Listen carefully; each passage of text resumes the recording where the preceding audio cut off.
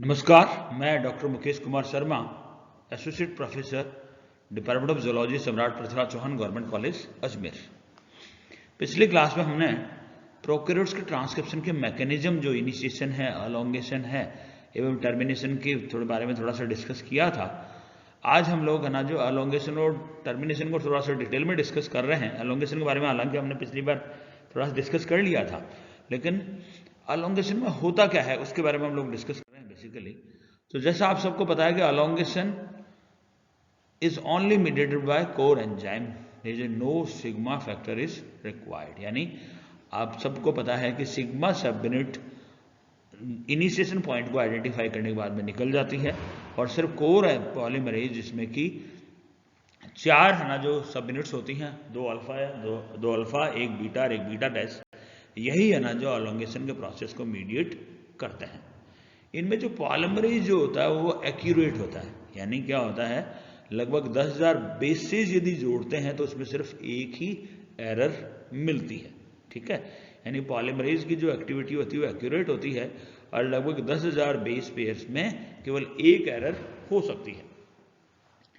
ये जो पॉलीमरेज है ये टेम्पलेट के ऊपर 3' to 5' डायरेक्शन में मूव करता है, लेकिन सिंथेसिस ये 5' to 3' डायरेक्शन में करता है, और इधर मूव करता जाता है, उस डीएनए को आगे से आगे मेल्ट करता हो जाता है, और यहाँ पे जो डीएनए का जो टेम्पलेट है उसके आधार पर राइबोन्यूक्लियोटाइड फॉस्फेट को वो जोड़ता हुआ जाता है। अब यदि मान लीजिए कोई इनकरेक्ट बेस जुड़ जाए, कोई और एरर हो जाए, तो उसमें क्या होता है, इसमें दो प्रकार की एडिटिंग मैकेनिज्म पाई जाती है। एक आपकी पायरोफॉस्फोराइलेटिक एडिटिंग, पायरोफॉस्फोराइलेटिक एडिटिंग, उसमें क्या होता है कि the polymerase backtracks and removes an incorrectly inserted ribonucleotide by reincorporation of inorganic pyrophosphate.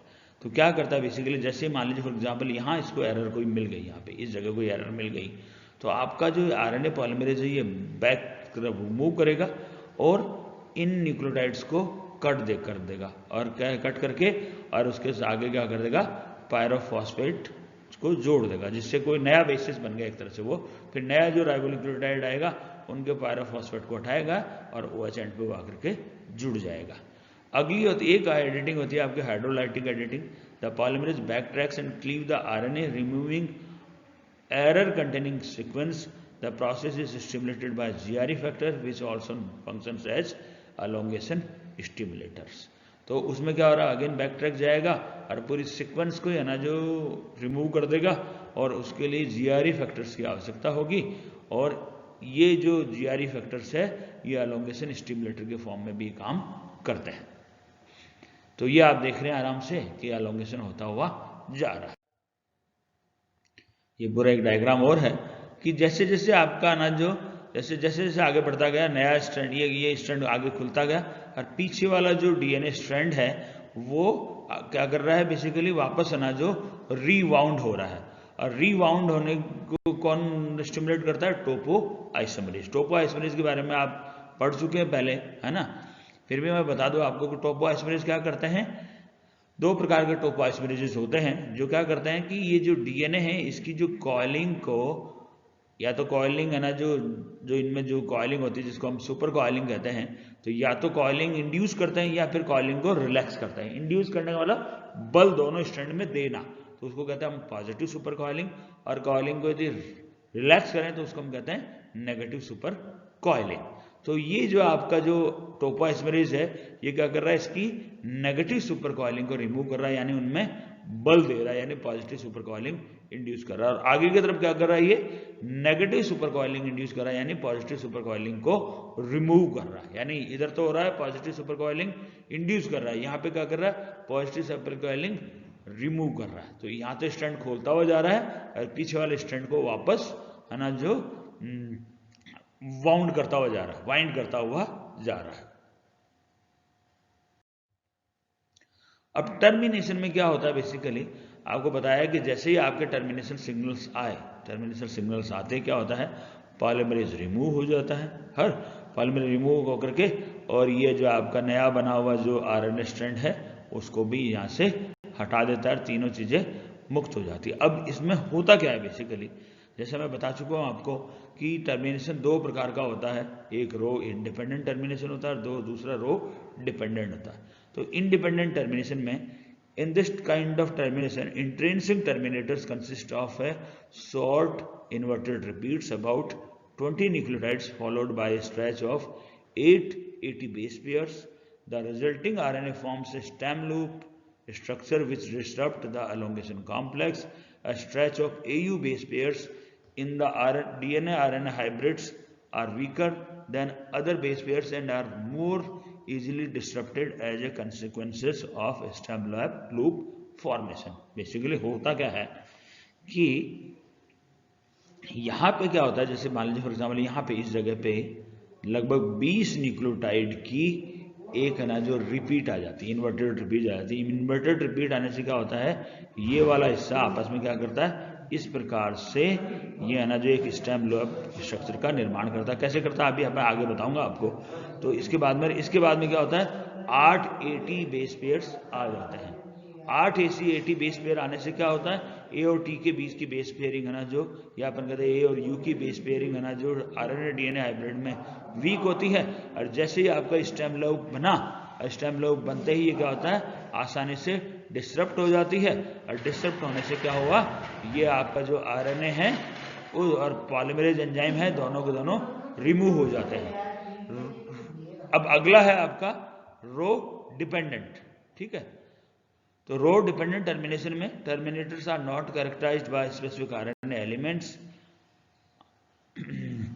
elements that fold in secondary structure. The row factor is recruited to root site on the single stranded RNA. तो इसमें क्या होता है, rho factor है ना जो recruit हो जाता है उस पे रूट साइट्स पे।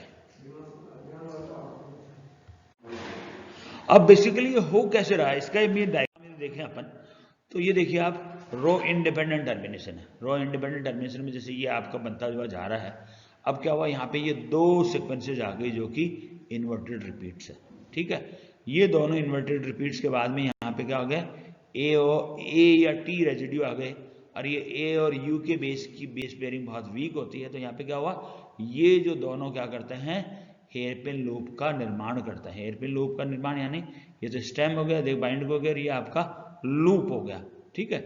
यहाँ पे इसके स्ट्रक्चर आप ये देखिए, तो ये क्या है, जीसी रिच सीक्वेंसेज है यहाँ पे, ठीक है। ये जीसी रिच सीक्वेंसेज, और यहाँ पे इन्होंने ये बाइंड कर लिया, और यहाँ पे आपका ए और यू आ गया, ये वाला है ना, ए यू ए, ये सीक्वेंस आती है इसमें, यानी ए यू और 3 बार ए, ये सीक्वेंस जैसे ही आएगी। और ये जैसे आपका ना जो ये हेयरपिन लूप बना, हेयरपिन लूप बनते क्या होगा, यहाँ से आपका जो आरएनए पॉलीमरेज है वो हट जाएगा, और आपका ये जो नया बना हुआ जो एमआरएनए स्ट्रैंड ये रिमूव हो जाएगा। तो इस प्रकार से ये जो इन्वर्टेड रिपीट्स है ये सेकेंडरी स्ट्रक्चर का निर्माण करती है, और इसमें टर्मिनेशन हो जाता है। इसमें कोई भी प्रोटीन की आवश्यकता नहीं है, सिर्फ जो ये सेकेंडरी स्ट्रक्चर है उसी से ही इसका टर्मिनेशन हो रहा है। अब अगला आपका rho dependent termination. Rho dependent में क्या है कि रो क्या होती है, basically it's a hexameric protein, है ना। It bind to specific sequences called RUT, यानी रो यूटिलाइजेशन साइट्स। रूट बताया था ना मैंने पहले भी आपको, तो रूट का मतलब क्या है, रो यूटिलाइजेशन साइट्स।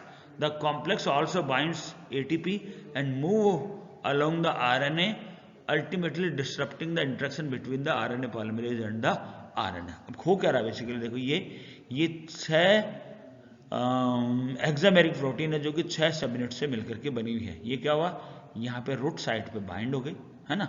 बाइंड होने के बाद में क्या हुआ, ये मूव कर रही किस तरफ, आपके 3 प्राइम एंड की तरफ, 3 प्राइम एंड की तरफ मूव करेगी। और जैसे ही यहाँ पे टर्मिनेशन सिग्नल्स आ जाएंगे, जैसे ये यहाँ आई, ये जो आपका आरएनए पॉलीमरेज है और ये जो आरएनए है इसकी इंट्रैक्शन को क्या होगा, ये डिस्टर्ब कर देगी। और डिस्टर्ब करने से क्या हुआ, आपका जैसे ही यहाँ आएगी एटीपी भी है, एटीपी के यूज से क्या हुआ, ये जो आरएनए पॉलीमरेज है जो कि कोर एंजाइम है इसको, और इन तीनों को ये आगे आकर के रिमूव ये कर देगी। तो ये क्या करती है, इसके ऊपर मूव करते रहती है, रोक इसके ऊपर आपके नया बना हुआ आरएनए पे मूव करेगी, जैसे कि इसको टर्मिनेशन सिग्नल दिखेगी और इसको ये हटा देगी। तो बेसिकली इस प्रकार के ट्रांसक्रिप्शन, इस प्रकार के टर्मिनेशन में क्या हो रहा है, रो प्रोटीन का इन्वॉल्व है, जबकि पिछले वाले में क्या हो रहा था, इंट्रिंसिक टर्मिनेटर्स थे।